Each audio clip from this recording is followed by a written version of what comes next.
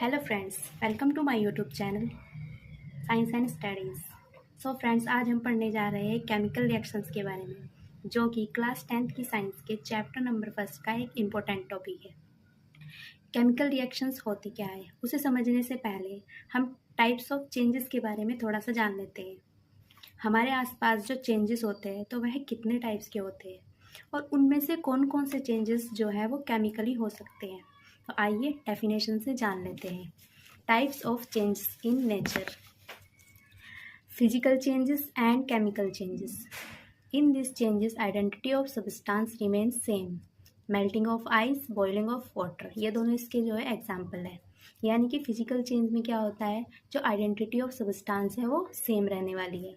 जबकि chemically change, in this change new substance are formed, change in chemical properties occurs.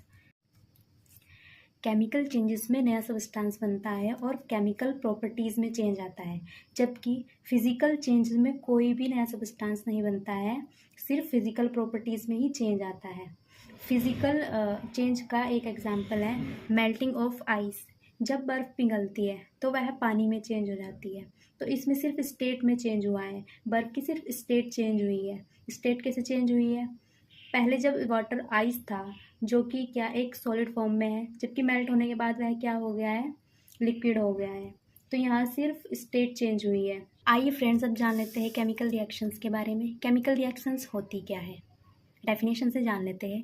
Chemical reactions are the process in which new substance with new properties are formed. ऐसा process जिसमें new substance बने और उस नए substance की जो properties है वो नई हो, और जो अरेंजमेंट ऑफ एटम्स हैं नए बने सब्सटेंस के वो भी बिल्कुल डिफरेंट हो गए। मतलब एटम तो सेम ही रहेगा, मगर उनका जो अरेंजमेंट है वह चेंज हो जाएगा और पुराने केमिकल बॉन्ड ब्रेक होकर नए केमिकल बॉन्ड फॉर्म होंगे। एग्जाम्पल के लिए देख लेते हैं फॉर्मेशन ऑफ कर्ड, यानी कि दूध से दही का बनना एक प्रकार का केमिकल रिएक्शन है। और आप देखेंगे कि दूध की जो प्रॉपर्टीज़ है और दही की जो प्रॉपर्टीज़ है बनने के बाद एकदम डिफरेंट हो जाती है। इसमें क्या हुआ है, एक प्रकार का केमिकल रिएक्शन हुआ है। केमिकल रिएक्शंस के कुछ और एग्जांपल्स भी हम देख लेते हैं, जो कि हमारी डेली लाइफ में देखने को मिलते हैं। डाइजेशन ऑफ फूड, यानी कि भोजन का पाचन भी हमारा जो है केमिकल रिएक्शन का ही एक एग्जांपल है। रस्टिंग ऑफ आयरन, लोहे पर जंग लगना। रेस्पिरेशन, तो ये भी केमिकल रिएक्शन के ही जो है एग्जाम्पल्स होते हैं। एक और एग्जाम्पल हम देख लेते हैं। मैग्नीशियम रिबन को जब हम बर्न करते हैं तो वह ऑक्सीजन के साथ रिएक्ट करके मैग्नीशियम ऑक्साइड बना लेता है, जो कि क्या है, एक वाइट पाउडर होता है। तो ये एक प्रकार की क्या है, केमिकल रिएक्शन है। आई होप आपको इतनी चीज़ें क्लियर हो गई होगी। नेक्स्ट हम जान लेते हैं रिएक्टेंट्स एंड प्रोडक्ट के बारे में। The substance which take part in a chemical reaction are called reactants. यानी जो सब्सटेंस अभिक्रिया में भाग लेते हैं उनको रिएक्टेंट कहते हैं, और ये दो या दो से ज़्यादा भी हो सकते हैं। और जो सब्सटेंस अभिक्रिया होने के बाद हमें प्राप्त होते हैं उन्हें क्या कहते हैं, प्रोडक्ट कहते हैं, जिनकी प्रॉपर्टी क्या होती है, डिफरेंट होती है। तो यही लिखा हुआ है प्रोडक्ट्स के बारे में। The new substance produce as a result of chemical reaction are called product. So friends, ये था हमारा केमिकल रिएक्शंस के बारे में। अब कोई केमिकल रिएक्शन हुई है यह हमें पता कैसे चलेगा, यही जानने के लिए कुछ ऑब्जर्वेशंस है। ऑब्जर्वेशन क्या क्या है देख लेते हैं। Change in state, change in colour, change in temperature, evolution of gas, formation of precipitate. Change in state मतलब अगर किसी सब्सटेंस की रिएक्शन होने के बाद कहीं पर देखा जा रहा है कि उसकी स्टेट में जो है चेंज हो गया है। स्टेट मतलब सॉलिड से वह लिक्विड हो गई है और लिक्विड से वो गैसीय स्टेट में बदल गई है। तो यानी कि उसको हम ऑब्जर्व करके, उसको हम देख के पता कर सकते हैं कि यहाँ पर कोई केमिकल चेंज या फिर कोई केमिकल रिएक्शन हुई है। चेंज इन कलर, अगर किसी सब्सटेंस का कलर में चेंज देखने को मिलता है तो उससे भी हम ऑब्जर्व कर सकते हैं कि यहाँ पर कोई केमिकल रिएक्शन हुई है। ऐसे ही change in temperature, evolution of gas, formation of precipitate.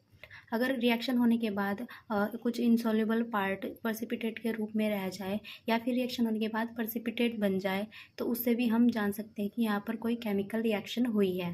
तो ये सब इसकी ऑब्जर्वेशंस हैं। नेक्स्ट है हमारा केमिकल इक्वेशन। केमिकल इक्वेशन क्या होती है? Chemical equation nothing but symbolic representation of chemical reactions in terms of symbol and formulas. of reactants and products which will give idea about true chemical changes। यानी कि जो हमारी chemical reactions होती है उनको जब हम फॉर्मूलाज के रूप में या फिर उनके सिंबल्स के रूप में रिप्रेजेंट करते हैं तो उसी को हम क्या कहते हैं, केमिकल इक्वेशन कहते हैं। एग्जाम्पल के लिए देख लेते हैं, carbon reacts with oxygen gas to produce carbon dioxide. यानी कि कार्बन, हमारा जो कार्बन होता है उसका सिंबल यानी कि फॉर्मूला क्या होता है, सी होता है।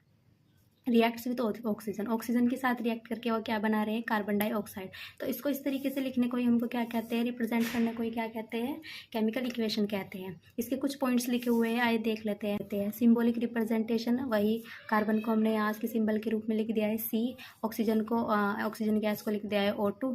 नेक्स्ट हमारा पॉइंट है reactants on left hand side and product on right. Reactants को हम किधर लिखते हैं, लेफ्ट साइड में लिखते हैं, और प्रोडक्ट्स को हम लिखते हैं राइट साइड में।